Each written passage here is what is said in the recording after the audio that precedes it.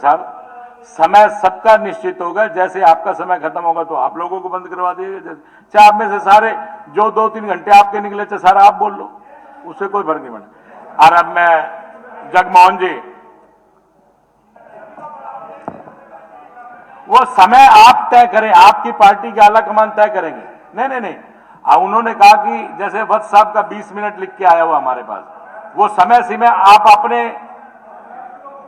नहीं, वो हम बोल रहे हैं, हमें क्या, वो अपना ऐसा है ना जी जरनैल सिंह जी, वो आप तय करेंगे। अध्यक्ष जी, आपके नहीं, हमने तो 10 मिनट रखे, बोले कि हमें ज्यादा समय चाहिए। अब वत्स साहब को 20 मिनट चाहिए। आप अपने विपक्ष के नेता तय करें, वो लिख के देंगे किसको कितना समय। माननीय उपाध्यक्ष महोदय जी, जरा टाइम ऊपर का ध्यान कर लेना। 1 मिनट 42 मिनट।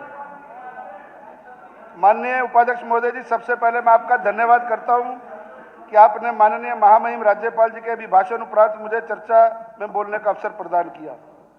माननीय मुख्यमंत्री श्री नायब सिंह सैनी जी, मैं आपका धन्यवाद करता हूं कि आपके कुशल और दृढ़ नेतृत्व में प्रदेश में व्यवस्था और लोकतांत्रिक मर्यादाएं मजबूत बनी हुई हैं।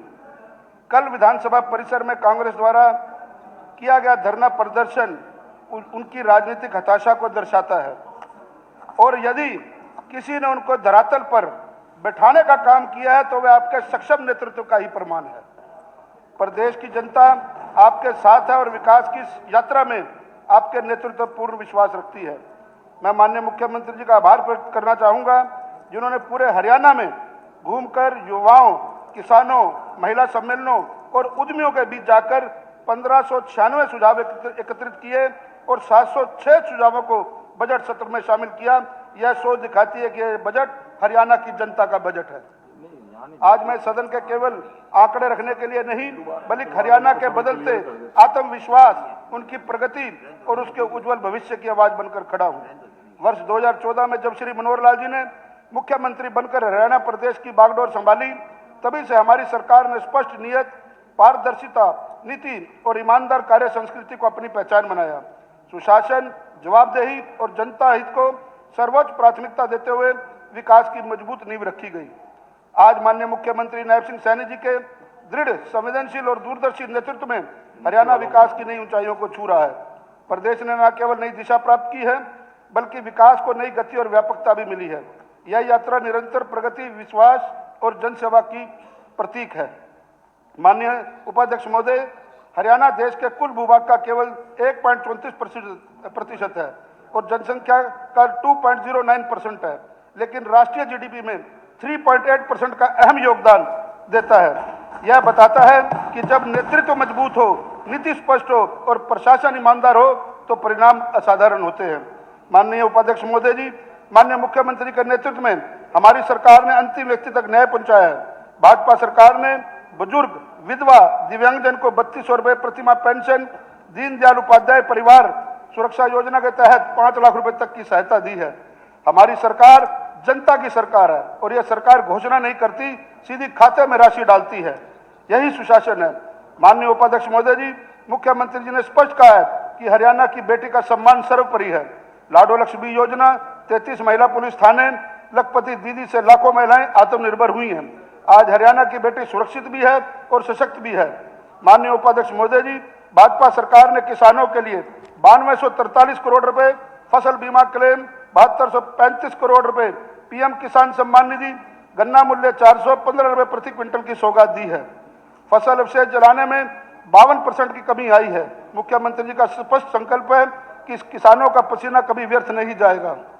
माननीय अध्यक्ष महोदय जी, हमारी सरकार ने 1.18 लाख से अधिक युवाओं को रोजगार, सुपर 100 से आईआईटी, एनआईटी और मेडिकल कॉलेज में शानदार चयन, कौशल विकास और विदेशी रोजगार के अवसर दिए हैं। हमारे मुख्यमंत्री जी ने युवाओं को केवल नौकरी नहीं दी, दिशा और आत्मविश्वास भी दिया है। माननीय उपाध्यक्ष महोदय जी, कानून व्यवस्था, सजा दर 74% से अधिक, 426 आपराधिक गिरोहों का भंडाफोड़, पुलिस आधुनिकीकरण हेतु 300 करोड़। हरियाणा में अपराधी कानून से डरता है क्योंकि सरकार की मंशा स्पष्ट है। माननीय उपाध्यक्ष जी, 6000 किलोमीटर से अधिक की सड़कों का कार्य, 11607 करोड़ का orbital rail corridor, 2.75 lakh crore का निर्यात, ईजी ऑफ डूइंग बिजनेस में 99.50 स्कोर के चलते हरियाणा आज निवेशकों का भरोसेमंद राज्य बना है। यह मुख्यमंत्री जी के दूरदर्शी नेतृत्व का परिणाम है। माननीय उपाध्यक्ष महोदय जी, 6019 गांवों में निर्बाधित रूप से 24 घंटे बिजली, AT&C लॉस 30% से घटकर 9.48%, 55,000 से अधिक घरों में सोलर पैनल। हरियाणा ऊर्जा क्षेत्र में आत्मनिर्भरता की ओर तेजी से बढ़ रहा है। माननीय उपाध्यक्ष महोदय जी, यह केवल उपलब्धियों की सूची नहीं है, यह मजबूत नेतृत्व, पारदर्शी शासन और जनता के विश्वास की कहानी है। माननीय मुख्यमंत्री जी ने हरियाणा में को केवल प्रशासनिक रूप से ही नहीं बल्कि नैतिक और विकासात्मक रूप से सशक्त किया है। मैं सदन के माध्यम से कहना चाहूंगा कि आइए हम सब मिलकर राजनीतिक मतभेदों से ऊपर उठें और हरियाणा को वर्ष 2047 से पहले ही विकसित राज्य बनाने का संकल्प लें, क्योंकि जब नेतृत्व ईमानदार हो, पारदर्शी हो और जनता का विश्वास साथ हो तो हरियाणा केवल आगे नहीं बढ़ता बल्कि इतिहास रचता है। मैं माननीय मुख्यमंत्री जी के प्रति एक शेर के माध्यम से अपनी बात को समाप्त करना चाहता हूं। कदम निरंतर चलते जिनके, कदम निरंतर चलते जिनके, श्रम जिनका अविराम है, नायब उनका नाम है, नायब उनका काम है। कई चेहरे, ये मैं अपने कांग्रेस के साथियों के लिए कह रहा हूं, कई चेहरे नायब की हार देखने को तैयार बैठे थे, कई चेहरे नायब की हार देखने को तैयार बैठे थे और नायब मुस्कुराकर उनकी उम्मीदों का जनाजा निकाल आए हैं। अभी आगे एक और शेर है, सुनो जरा।